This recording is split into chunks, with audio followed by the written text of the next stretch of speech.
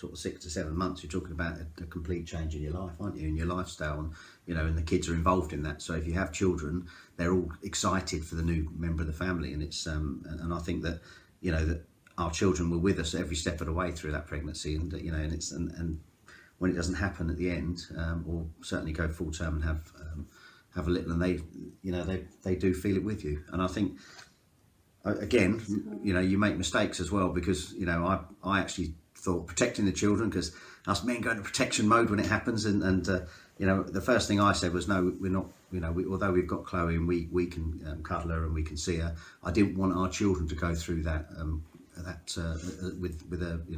with a baby that wasn't here, where she was here but she was dead, and that was hard to make that decision, to whether that was the hardest decision I remember, is whether to allow the children to have that cuddle with Chloe or not, and in the end we decided not. Well, I certainly wasn't happy with it. So I think looking back on it now in hindsight, because when you're grieving you make decisions that probably weren't right at the time, and I think that one was one. So we have a little locket of hair. I had a locket of hair for years in around of her hair with me.